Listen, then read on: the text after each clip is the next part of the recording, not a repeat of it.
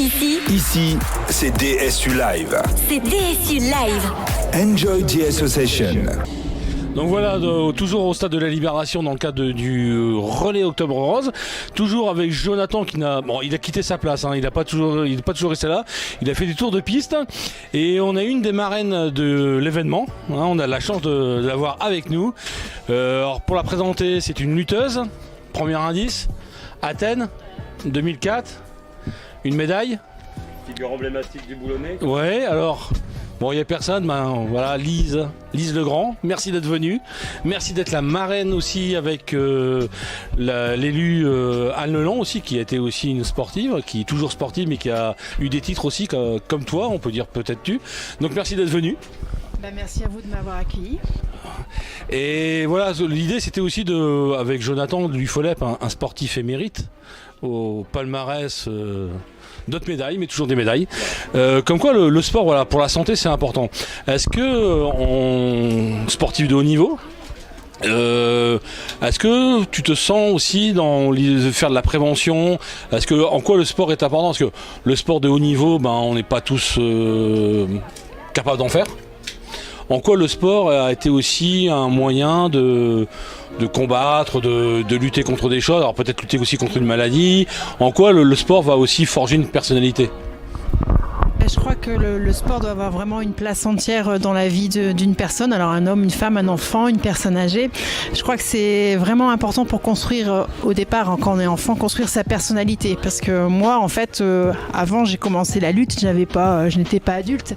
Et donc de ce fait-là, le fait d'avoir été immergé, notamment dans un sport d'homme, m'a fait aussi comprendre que tu sois homme ou femme, déjà, tu peux pratiquer une activité sportive et physique.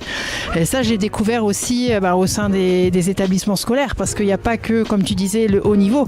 J'ai pas été tout de suite baignée dans le haut niveau, j'ai aussi fréquenté d'autres clubs, d'autres activités au travers les établissements scolaires.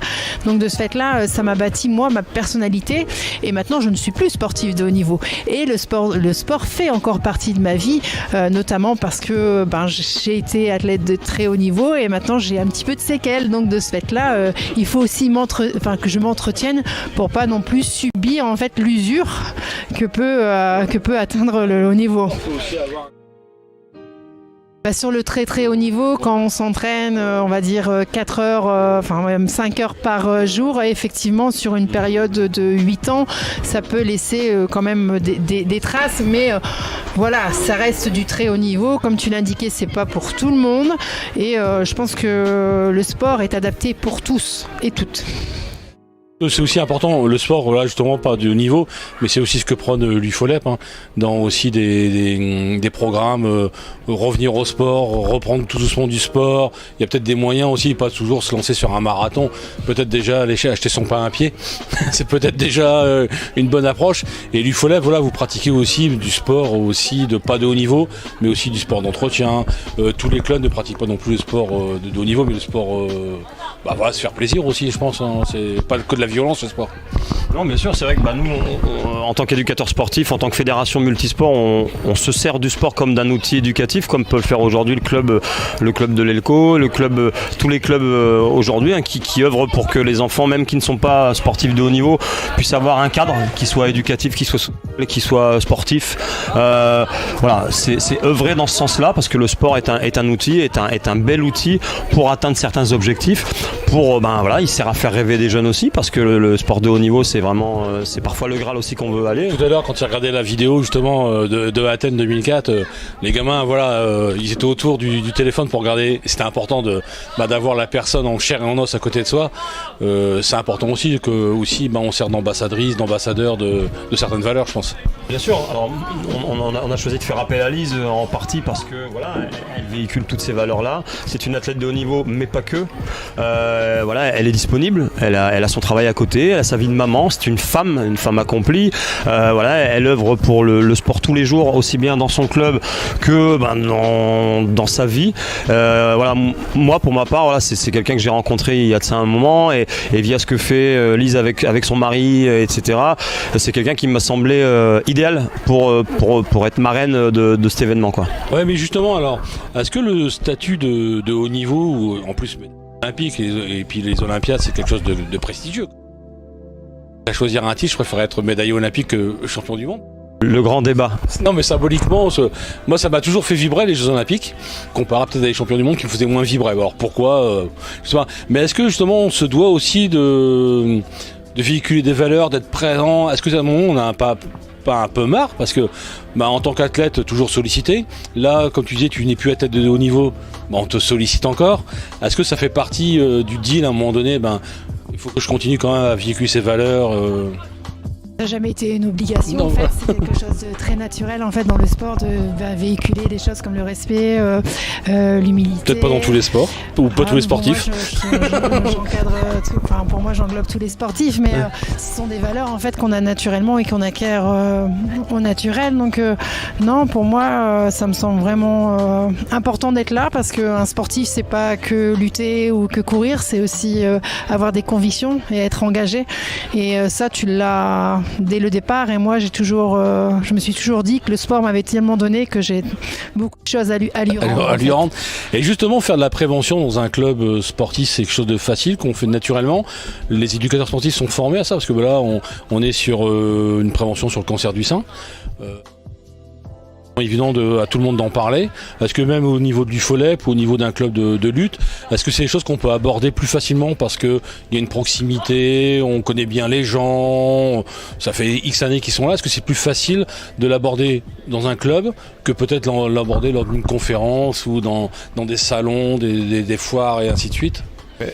Moi je dirais que via mon métier, les créneaux que je peux encadrer à longueur d'année, c'est vrai qu'il y a la partie relationnelle qui est indéniable, il y a le feeling qui doit passer avec les pratiquants, les pratiquantes pour aborder certains sujets qui parfois sont sensibles.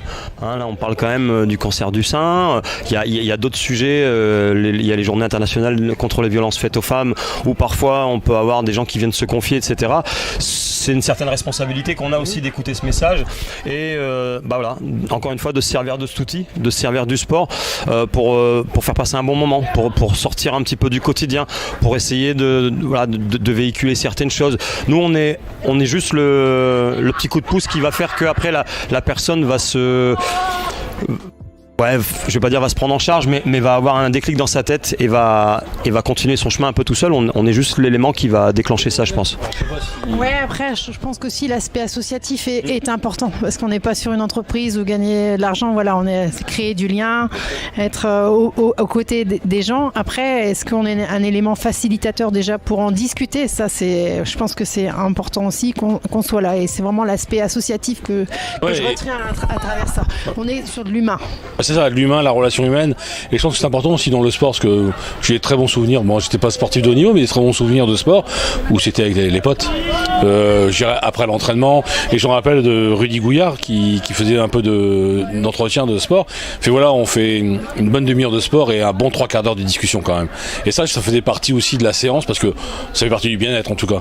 Et je pense que le sport, c'est aussi peut-être aussi ça aussi qu'il faut véhiculer. Je pense aussi qu'on a évolué, en tout cas le mouvement sportif. C'est-à-dire qu'avant, on voyait beaucoup l'aspect compétitif. C'est-à-dire qu'on allait dans un club pour aller faire des compétitions, participer à des compétitions. Et je trouve que là, on a évolué. Enfin, en tout cas, moi, c'est ma perception que j'ai de dire oui, mais il n'y a pas que la compétition. Il y a le bien-être, il y a le sport santé, la prévention et surtout le fait de s'amuser. Enfin, pour moi, c'est vraiment important, en tout cas chez les petits, même chez les grands d'ailleurs. Il y a ce côté de bien-être et vraiment de se sentir bien en fait au sein d'une association. On va dire ce qu'on discutait avec tout à l'heure Mathieu Leçon, responsable des sports aussi à la mairie d'Iboulen, qui d'inciter un peu plus les clubs à voir aussi un autre côté, pas que de la compétition, mais justement du sport loisir. Donc il prenait aussi l'exemple du basket, qui avait une section de sport loisir. Juste et donc j'ai une collègue qui en fait partie, qui dit je rencontre même les anciennes copines que j'avais perdu de vue depuis un bout de temps et ça fait du bien. En tout cas. Et puis du coup, pour faire le lien un petit peu avec l'organisation d'événements tels que celui-ci, pour parler de sujets graves parfois, c'est vrai qu'après la période de crise sanitaire qu'on vient de traverser, le fait de réunir les gens, qu'on puisse se réunir, que les stades réouvrent, qu'on puisse repratiquer une activité à peu près librement, etc. Tout ça mis ensemble, ça fait plaisir, c'est facilitateur pour aborder le sujet. Et les gens, on le voit aujourd'hui, les gens se mobilisent, les gens viennent, ils ont le sourire, le message passe, ils se rendent même pas compte qu'ils viennent pour une une cause et quand on leur dit, ils sont heureux d'être là puisqu'ils défendent quelque chose, quoi. Oui, c'est une seule manière de militer pour eux, je pense aussi. Donc là, je sais que demain, il y a une soirée aussi Octobre Rose à la Maison des Associations. Bah voilà, c'est aussi parfois le moment d'aborder aussi le cancer du sein avec les maris, les hommes, ou le cancer aussi du sein de l'homme, qui est moins connu, mais qui est tout aussi grave. Donc c'est aussi une manière un peu détournée d'en parler, en tout cas.